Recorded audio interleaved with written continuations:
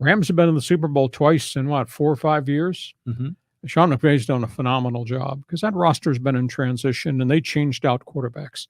They are the champion. And until you beat the champion, I don't know that anybody else can be viewed as a team to finish in first place in the NFC West. Matthew Stafford is a huge difference maker. Now, I'll put an asterisk next to that statement, though. Matthew Stafford had elbow problems last year, and they did a plasma platelet injection after they won the Super Bowl. And he did not throw the ball at all during rookie camps, the OTAs, and was kind of limited.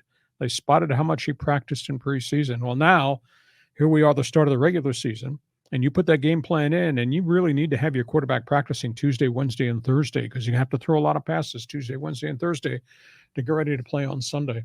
So that bears watching as to how he holds up.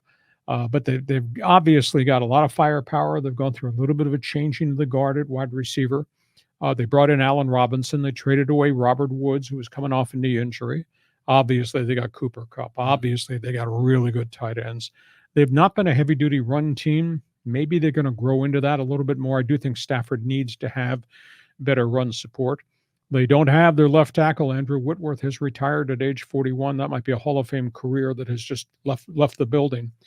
Defensively, they got Aaron Donald, and he's a load. And defensively, they got all types of components that work that run Sean McVay's defense. Until you beat the champion, they are still the champion. I got the Rams winning the division. I don't know what to make of San Francisco. They've had a rugged camp, a lot of injuries, a lot of nagging stuff. Trey Lance is the quarterback. How long Trey Lance stays the quarterback, burning question. He didn't have a dominant preseason. One game he went, I think, 6 for 11 and made some plays down the field. The next game he went 5 for 11, was overthrowing guys, throwing bounce passes. And that's in an exhibition game. These are real bullets that are flying this weekend, John, with the start of the season. So I think that's a huge question about him. The other thing was the strange way they got to the finish line with Jimmy Garoppolo. He's still a 49er. And I don't know anybody in the NFL that I deal with would have thought that he'd still be there come opening day. But they solved the contract issue. And just the deep background, he had shoulder surgery. They tried to trade him. Nobody wanted to trade him, A, because his contract was worth $25 million in the final year. B, they didn't know how he was going to respond to the rehab and the shoulder surgery. And C, he didn't practice. And as they went through the summer, agent asked for permission. Can I make a deal with another club to move my client? And San Francisco said yes. He said, you figure out the $25 million contract, and if he wants to go to Seattle, or we can do a deal with Houston, those ones that were, I think, really out front, we'll make the transaction work for him and for us. We'll get him off the books, give him a breath of fresh air, a new starting point. Agent shopped them for 2 weeks, could not find anybody. I think there was conversation about taking a pay cut. There might have been a little pushback from taking a $25 million pay cut. So the question was, now we get to August 30th, are you going to keep him and have him count $25 million on the books? Are you going to release him and get nothing for him? And out of the clear blue sky, at the end of the roster cutdown day last Friday, they decided to restructure the contract. Garoppolo stays. Now, he took a huge pay cut, John. It went from $25 million down to $6 million. Whoa. But they also put $9 million in incentives. If he gets to play, he has a chance to earn a significant amount of money. In addition, the intangible things with Garoppolo, no trade clause, so they can't ship him anywhere, and they can't franchise tag him, which means whenever he plays this year, he's playing for his contract next season in another city. Mm-hmm. So I guess it turns out to be win-win. Item one, does San Francisco really know what they have in Trey Lance? Item two, as you get Garoppolo healthy, and he is practicing and he's making all the throws, if you have to play him, does he keep you competitive? They've got tough guy running backs. They've got offensive line. I think their defense is good, although they've had a bunch of injury problems in San Francisco. I think they're a second-place team, but of all the marquee guys that we're going to watch this year, they say, is he ready? Can he play? Trey Lance probably goes to the top of the line because the quarterback position is so doggone critical. So I got the Rams and I got San Francisco. Arizona is really a mystery to me. They do have DeAndre Hopkins, so he starts with a 6-game PED suspension at wide receiver. They got Kyler Murray, who's completely healthy, and now he's in his third year of the new playbook of that coaching staff. They've got running backs. I think they've got really good linemen defensively, led by J.J. Watt, although he's compiled an awful lot of injuries along the way. I think the thing that worries me the most about Arizona is Kyler Murray makes a lot of plays, pounds up a lot of yards, runs around there, and then gets dinged. And now in his third year, he has to have more of a pocket presence and not be a scrambler to run the football.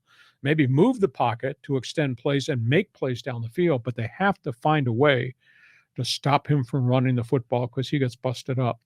And the other thing is that coaching staff, you go back and if you look at their end of season records in Arizona and prior to that, when they were at Baylor, their end of season records are horrid. It's like they run out of gas, people figure them out. So I think that's a huge, huge question going forward about the credibility of the coaching staff.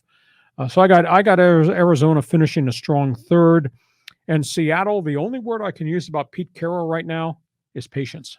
He's going to need a lot of patience. Is he going to survive this? Because he is pushy, he excels, but they're going to lose. Life after Russell Wilson is going to be hard. And life with Geno Smith and Drew Lock at quarterback, that's a great unknown. Yeah. And life with Rashad Penny, as great as the ex-Aztec was in college, he can't stay healthy and on the field. And they lost their other running back, Chris Carson, retired because of a neck injury.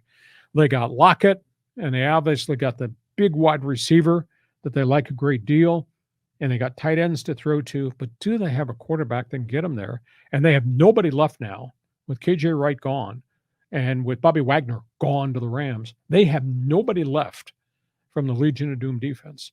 And I think organizationally, they have let down Russell Wilson because I don't think they've drafted well. And for some reason, they haven't signed very many free agents. So as great as Pete Carroll has been, I think we're looking at about a real massive rebuild there.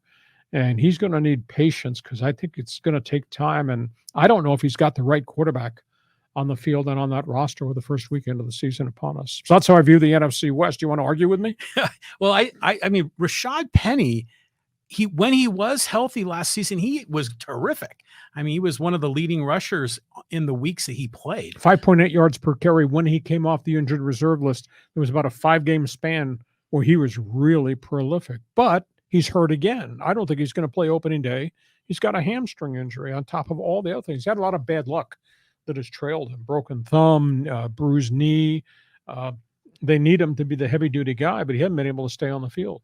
Well, I mean, this season I'll be rooting for Trey Lance and the Niners, but I agree with you. I think they're a second-place team.